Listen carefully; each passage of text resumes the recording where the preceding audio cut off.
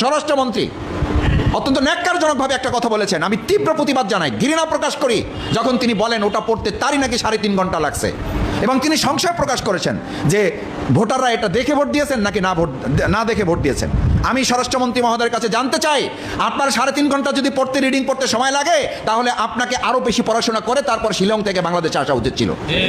আপনার আরও কিছুদিন ট্রেনিং ওখানে নেওয়া দরকার ছিল। আমাদের বাংলাদেশের মানুষ মনে করে আপনি ওখানে একটা ট্রেনিং সেন্টারে ছিলেন, আপনি গুম ছিলেন না। আপনাকে ওখানে একটা প্রশিক্ষণের আওতা রাখা হয়েছিল, আপনি ওখানে একটা প্রশিক্ষণ সেন্টারে ছিলেন, এবং সেই প্রশিক্ষণের স্ক্রিপ্টের আলোকে প্রধানমন্ত্রী এবং অন্যান্যদেরকে বাদ দিয়ে আপনি আজকে দেশ পরিচালনা করছেন বলে জনগণ মনে করে।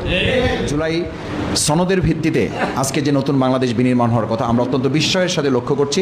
সেই জুলাই সনদকে বর্তমান সরকার, বাংলাদেশ জাতীয়তাবাদী দল বিএনপি, এটাকে খুবই কৌশলে, শুধু অস্বীকার না, এটাকে একরকম আমাদেরকে ভুলিয়ে দেওয়ার চেষ্টা করতেছেন। আমরা একদিকে দেখছি যে তারা শহীদ পরিবারের হাতে কিছু নগদ অর্থ তুলে দেওয়ার চেষ্টা করছেন। আমি খবর নিয়ে যতটুকু জেনেছি তারা 4,000 করে টাকা দিয়েছেন। 4,000 টাকা একটা শহীদ পরিবারের কাছে দেওয়া, এটা যেমন গুরুত্বপূর্ণ, আর এই শহীদ পরিবারের স্বপ্ন ছিল একটা সংস্কারের বাংলাদেশ তৈরি করা। সেই সংস্কারের বাংলাদেশ তৈরি করার জন্য সংস্কার পরিশোধ করার কথা।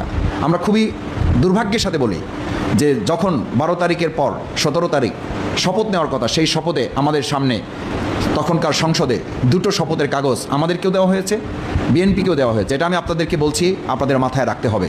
বিএনপিকে দেওয়া হয়েছে, জামাত ইসলামীকে দেওয়া হয়েছে, এবং অন্যান্য এমপি যারা দল থেকে হয়েছেন তাদেরকে দেওয়া হয়েছে।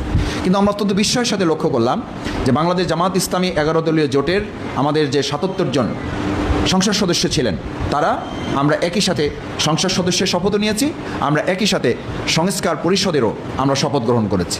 আমরা সেই দিনই লক্ষ্য করলাম যে বিএনপি সংস্কার পরিষদের শপথ তারা গ্রহণ করলো না। কেন করলো না? তারা